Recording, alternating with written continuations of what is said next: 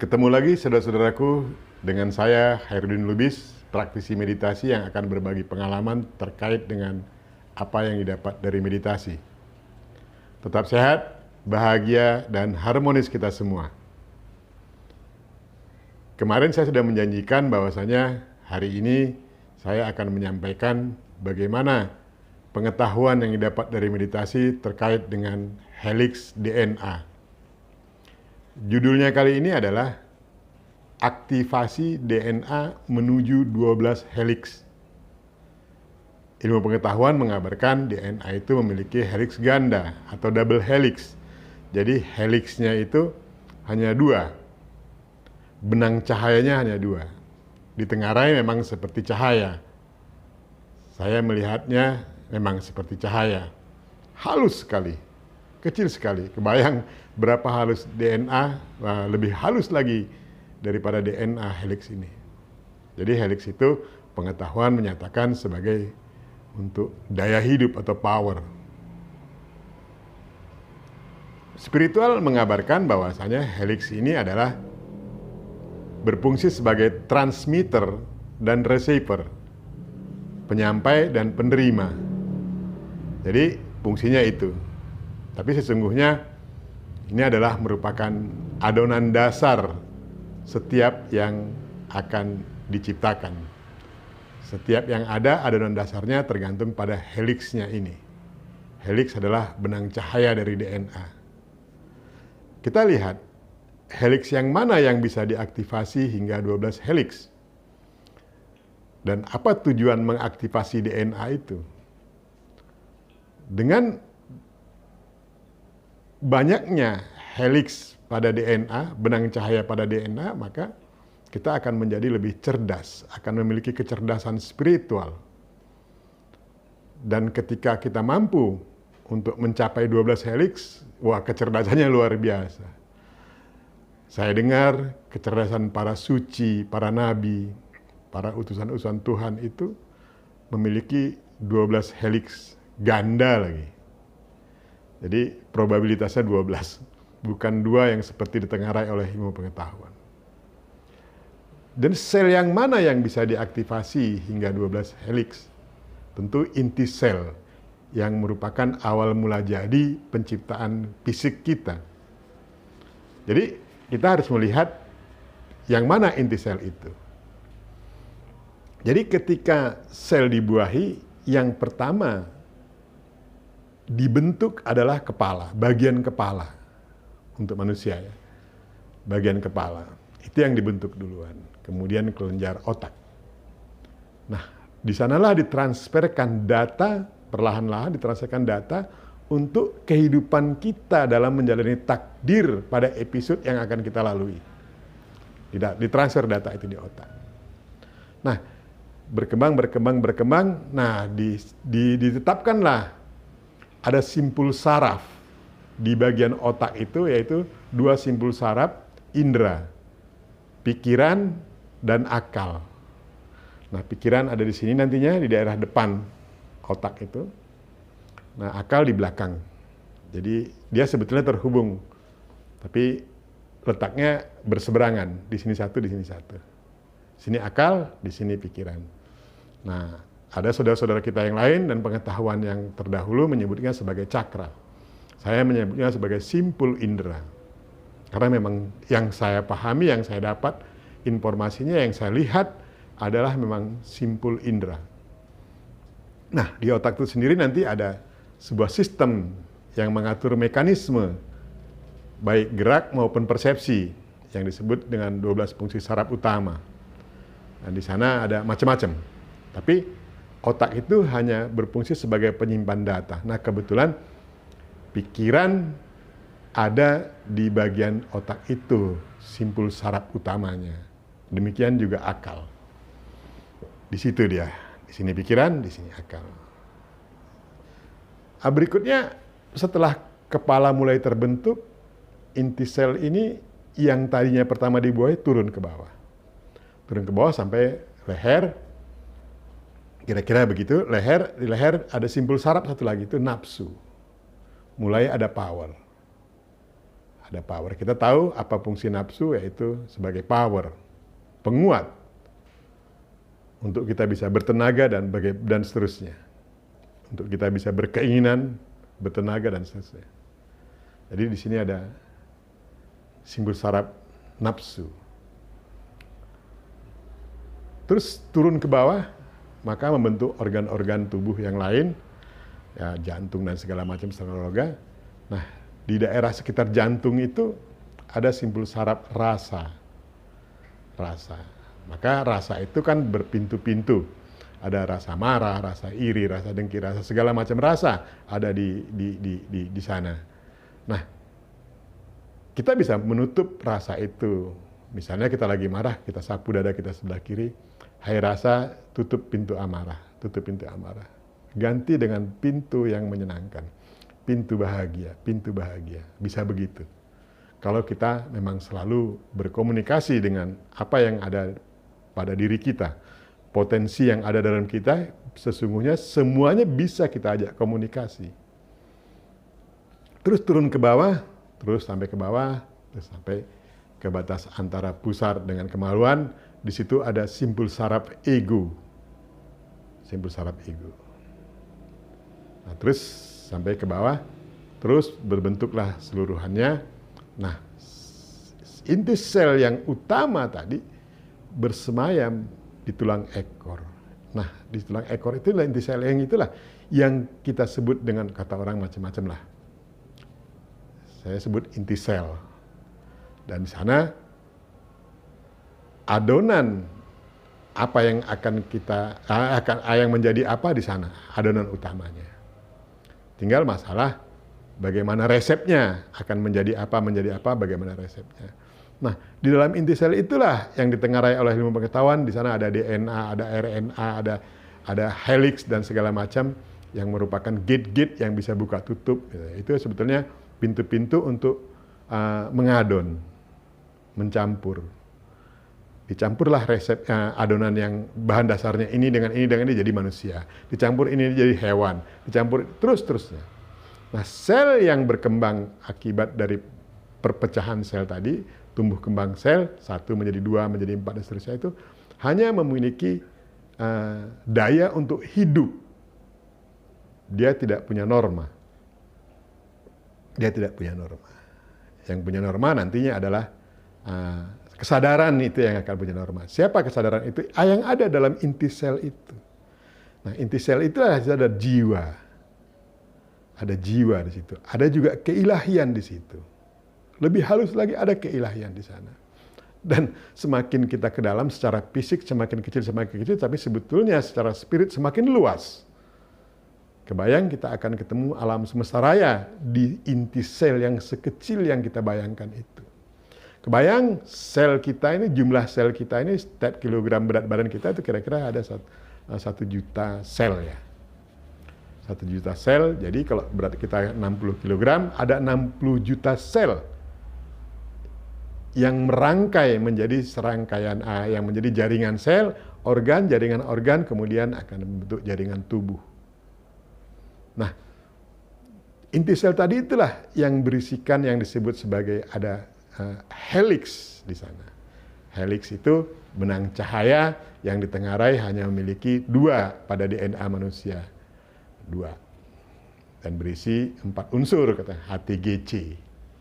Tapi sebetulnya ada 12, bisa diaktifasi hingga 12. Nah, ketika kita tidak memiliki kesadaran yang lebih dalam, hanya pikiran kita berkesadaran fisik, maka ya helix DNA kita mungkin ya 2. Hanya untuk hidup lah. Belum sampai pada kehidupan yang sesungguhnya yang dikehendaki oleh Tuhan itu sendiri. Nah, bagaimana jiwa itu ada dalam inti sel? Kita juga harus melihat bagaimana proses penciptaan manusia dalam episode kelahiran. Jadi jiwalah yang akan menjalani kehidupan di alam fisik bersama badan fisik.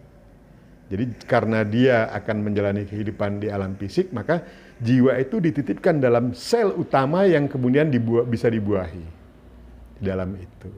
Nah, ilmu pengetahuan baru bisa menengarai bahwasannya ada DNA, RNA, dan helix di sana. Tapi sebetulnya spiritual lebih mudah di sana ada jiwa di situ. Jiwa yang membawa data, akumulasi dari yang pernah dia lakukan. Membawa data tentang ketuhanan dan membawa data tentang bagaimana dia harus menjalankan kehidupan pada takdir saat ini dilahirkan. Nah, ketika kita bisa mengakses helix, kita bisa mengaktifasi DNA itu, helixnya meningkat, maka kita akan memiliki kecerdasan. Kita paham bahwa cerdas dan kecerdasan adalah berasal dari spirit. Pintar, pandai, dan cerdik itu adalah produk fisik. Jadi kebayang kalau sudah produk spirit yang aktif, kita akan berhenti berpikir. Sehingga kita hanya bisa melakukannya sesuai dengan petunjuk melalui rasa kita. Melalui rasa kita. Nah, rasa itu terakses sampai ke dalam sekali, sampai ke keilahian. Ego sampai juga ke dalam, tapi sampai pada kulitnya. Pada kulitnya. Akal, dia bisa mengakses seluruhnya, tapi dia lebih cenderung kepada otak.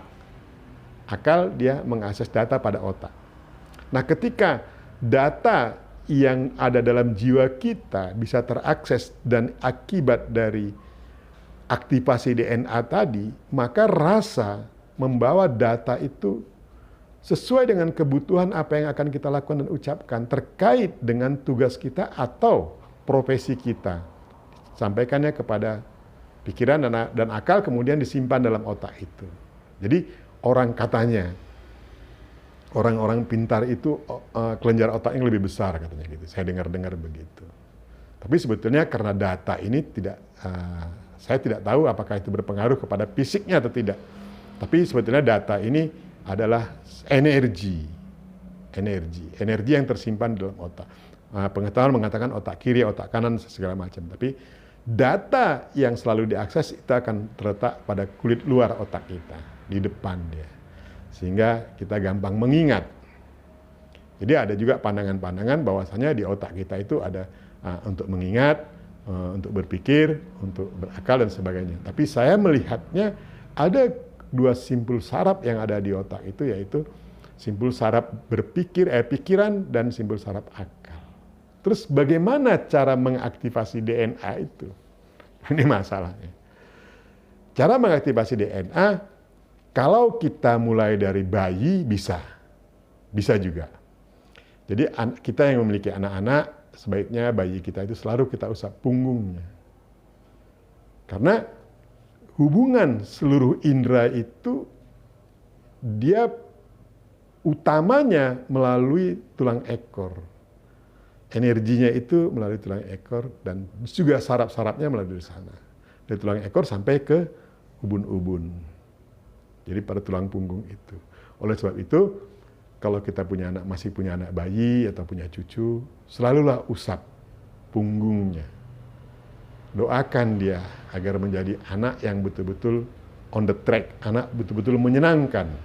Menyenangkan bagi kita orang tuanya, lingkungannya, bangsanya, negaranya, dan kemanusiaan, serta menyenangkan Tuhannya sendiri. Usap punggungnya. Usap sambil berdoa, apa yang bisa kita doakan. Tapi perlu dipahami, mengusap itu adalah dalam rangka mengaktifasi DNA-nya sesungguhnya. Kita coba aktifasi dari awalnya. Nah, secara fisik, katakan kita sudah dewasa. Apakah DNA itu bisa diaktifasi? Saya menyatakan bisa.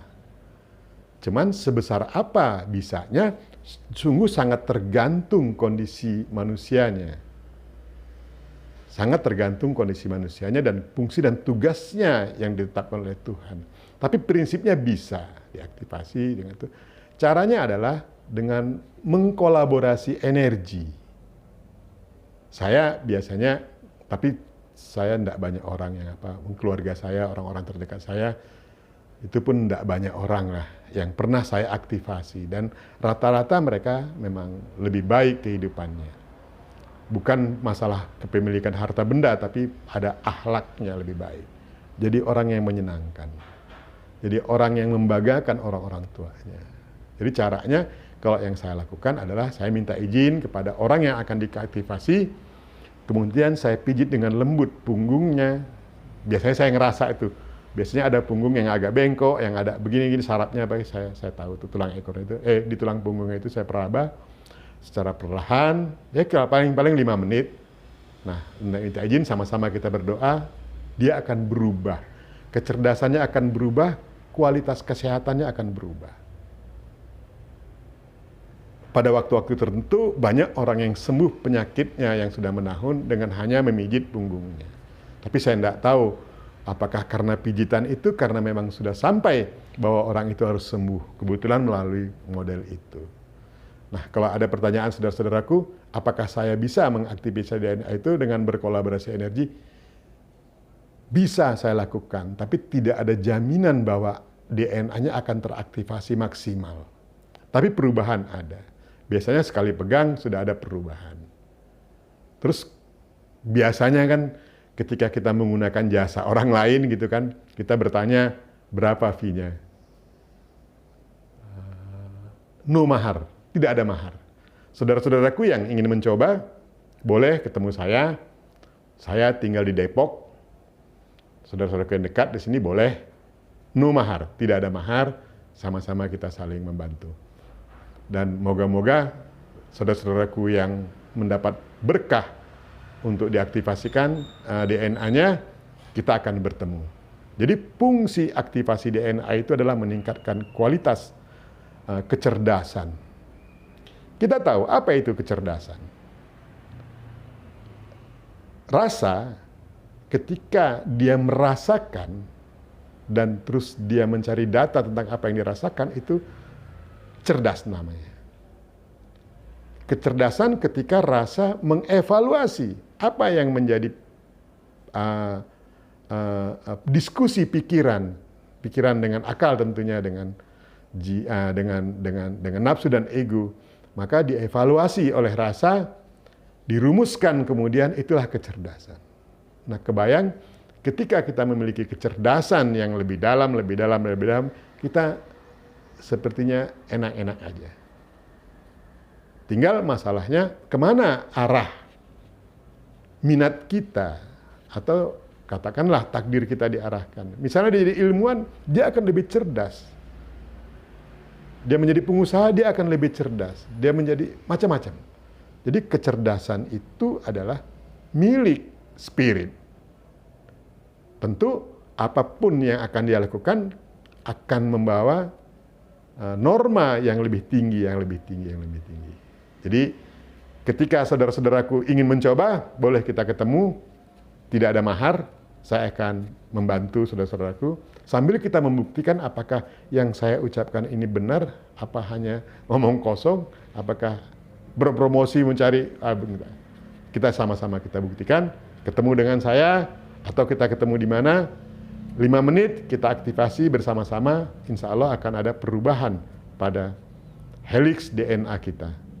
Kira-kira demikian saudara-saudaraku, mari kita aktifasi DNA untuk kita menjadi lebih cerdas. Tetap sehat, bahagia, dan tetap harmonis kita semua saudara-saudaraku. Salam.